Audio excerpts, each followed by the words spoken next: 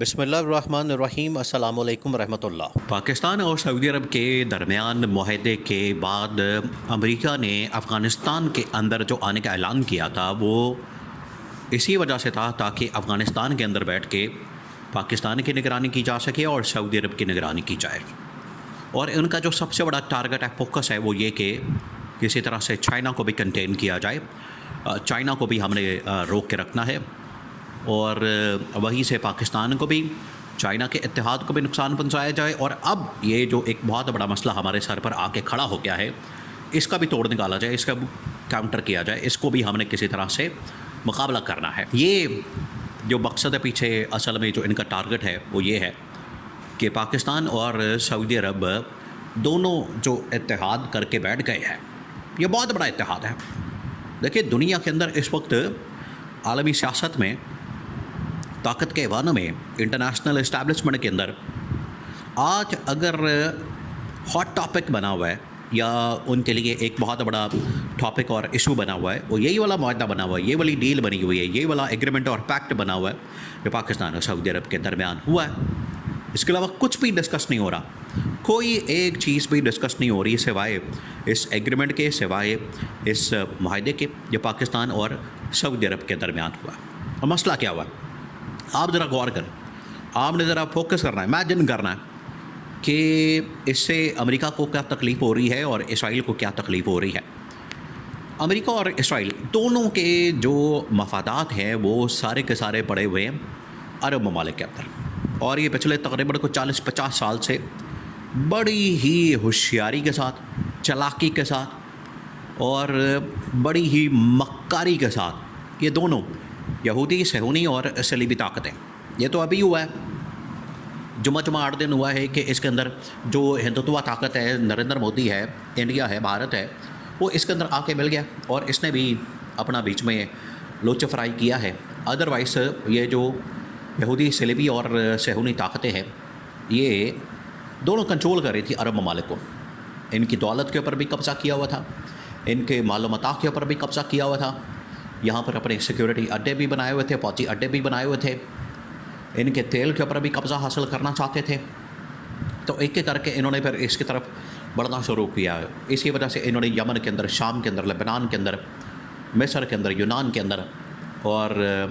پھر اس کے بعد سوڈان کے اندر،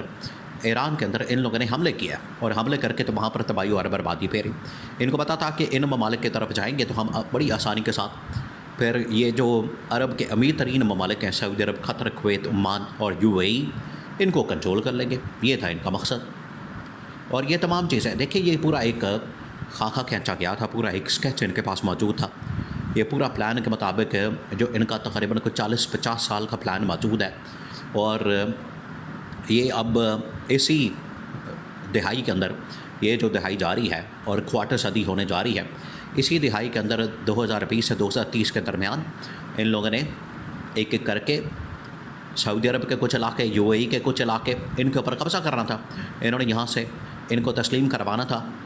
اسرائیل کی ریاست کو تسلیم کروانے کے بعد یہاں پر فوجی اڈے کی ایکسپینشن کروانی تھی، اور ایکسپینشن کے بعد ان لوگوں نے یہاں پر قبضے کا پورا ایک پلان بنا کے رکھا تھا۔ لیکن اس پلان کو، اور یہ بڑا عرصہ پہلے عمران خان نے بتا دیا تھا، یہ آپ نے بالکل ذہن میں رکھنا ہے،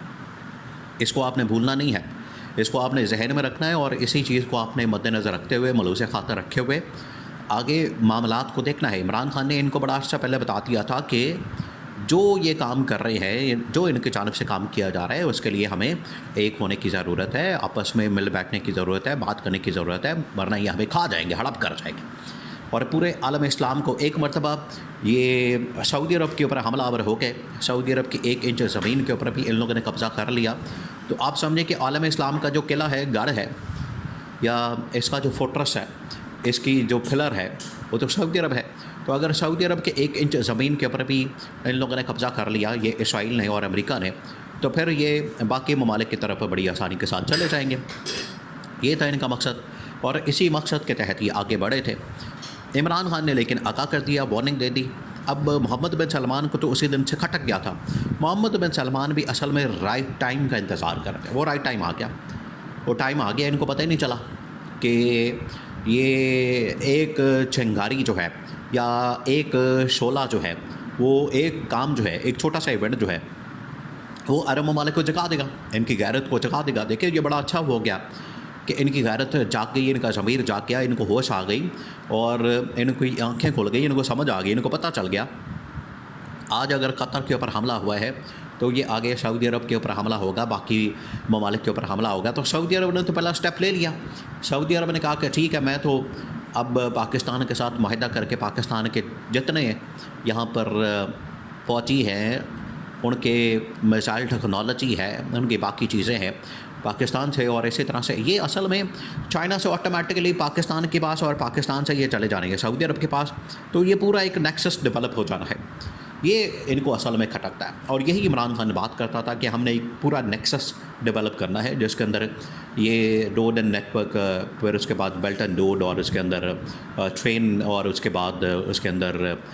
روڈز کا نظام، پورا سڑکوں کا نظام. اس کے اندر ہم نے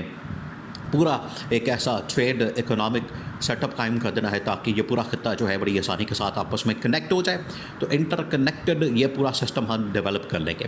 یہ تھا پیچھے اصل میں عمران خان کا ایجنڈا، ایک بہت بڑا گرینڈ ایجنڈا تھا جو کہ کھٹکتا تھا ان طاقتوں کو، یہودیوں کو، صلیبیوں کو، اور صہیونیوں کو، اسرائیل کو، امریکہ کو.